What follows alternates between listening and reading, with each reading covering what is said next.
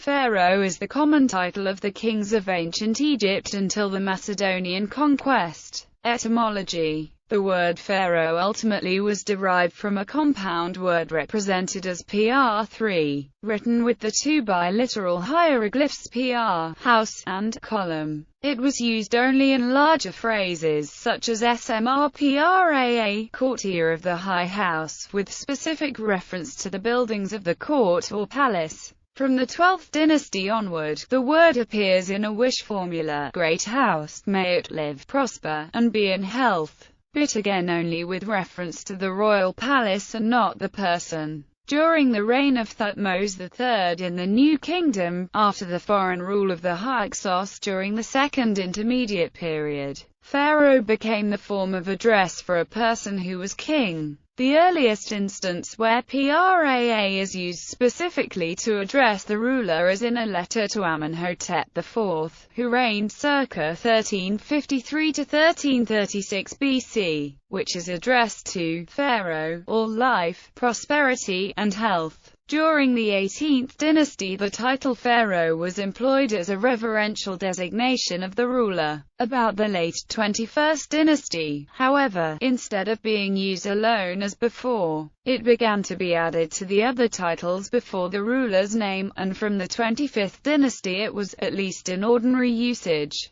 the only epithet prefixed to the royal appellative. From the 19th dynasty onward, pr on its own was used as regularly as hm.f. majesty. The term, therefore, evolved from a word specifically referring to a building to a respectful designation for the ruler, particularly by the 22nd dynasty and 23rd dynasty. For instance, the first dated appearance of the title pharaoh being attached to a ruler's name occurs in year 17 of Siamun on a fragment from the Karnak priestly annals. Here, an induction of an individual to the Amun priesthood is dated specifically to the reign of Pharaoh Siamun. This new practice was continued under his successor Susenus II and the 22nd dynasty kings. For instance, the large Dakhla stela is specifically dated to year 5 of King Pharaoh Shoshenq, beloved of Amun, whom all Egyptologists concur was Shoshenq I, the founder of the 22nd dynasty, including Alan Gardner in his original 1933 publication of this stela. Shoshenq I was the second successor of Siamun. Meanwhile, the old custom of referring to the sovereign simply as praa continued in traditional Egyptian narratives.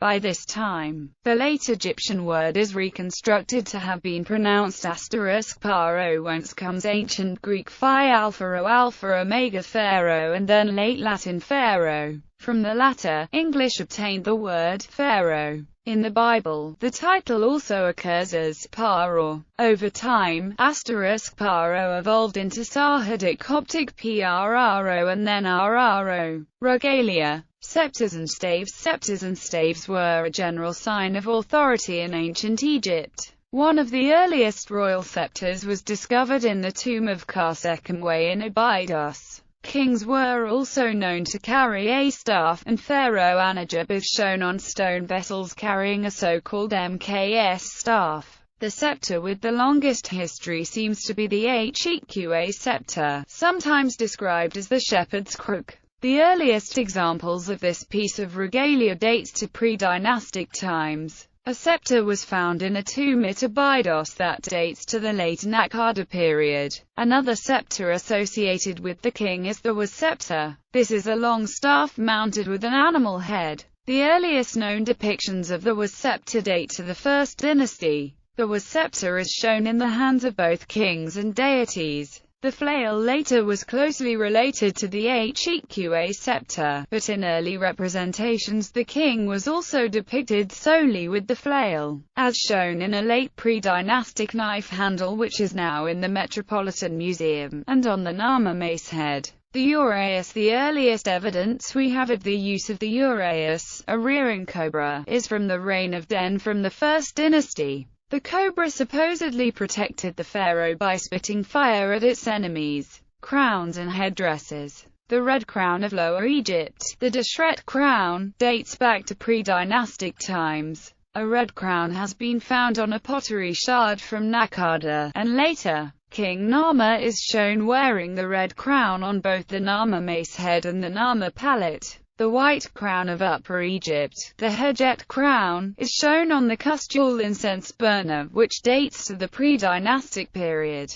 Later, King Scorpion was depicted wearing the white crown, as was Nama. The combination of red and white crown into the double crown, or skent crown, is first documented in the middle of the First Dynasty. The earliest depiction may date to the reign of Djet, and is otherwise surely attested during the reign of Den. Cat and Nemes headdresses. The cat headdress consists of a kind of kerchief, whose end is tied similarly to a ponytail. The earliest depictions of the cat headdress comes from the reign of Den, but is not found again until the reign of Djoser. The Nemes headdress dates from the time of Djoser. The statue from his Serdabin Saqqara shows the king wearing the Nemes headdress. Physical evidence. Egyptologist Bob Breyer has noted that despite its widespread depiction in royal portraits, no ancient Egyptian crown ever has been discovered. Tutankhamun's tomb, discovered largely intact, did contain such regalia as his crook and flail, but no crown was found. However, among the funerary equipment,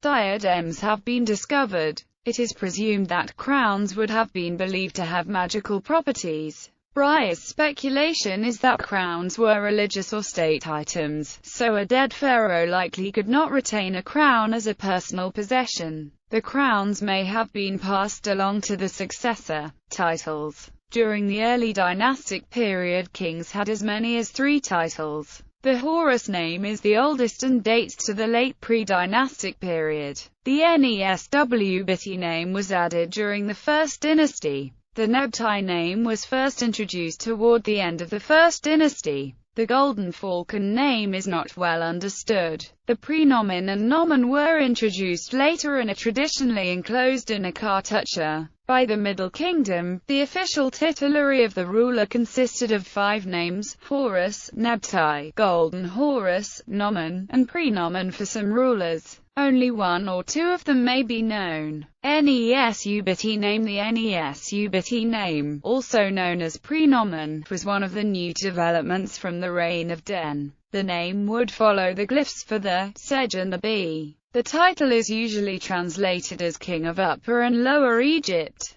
The Neswbiti name may have been the birth name of the king. It was often the name by which kings were recorded in the later annals and king lists. Horus name. The Horus name was adopted by the king when taking the throne. The name was written within a square frame representing the palace, named Aseric. The earliest known example of Aseric dates to the reign of King Ka, before the First Dynasty. The Horus name of several early kings expresses a relationship with Horus. Aha refers to Horus the fighter, Dija refers to Horus the strong, etc. Later kings express ideals of kingship in their Horus names. Ka Sekhemwe refers to Horus. The 2 powers are at peace, while Nebra refers to Horus, Lord of the Sun. Nebtai name. The earliest example of a Nebtai name comes from the reign of King Aha from the First Dynasty. The title links the king with the goddesses of Upper and Lower Egypt, Nekbet and Wadjet.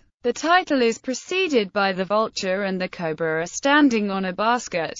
Golden Horus. The Golden Horus or Golden Falcon name was preceded by a falcon on a gold or NBW sign. The title may have represented the divine status of the king. The Horus associated with gold may be referring to the idea that the bodies of the deities were made of gold and the pyramids and obelisks are representations of sun rays. The gold sign may also be a reference to Nubt, the city of Set. This would suggest that the iconography represents Horus conquering Set. Nomen and prenomen. The prenomen and nomen were contained in a cartouche. The prenomen often followed the king of Upper and Lower Egypt or lord of the 2 lands title. The prenomen often incorporated the name of Re. The nomen often followed the title son of Re or the title lord of appearances. Bibliography. Shaw, Gary J. The Pharaoh, Life at Court and on Campaign, Thames and Hudson, 2012. Sir Alan Gardner, Egyptian Grammar, being an Introduction to the Study of Hieroglyphs, 3rd edition, revised. London, Oxford University Press, 1964. Excursus A, pp.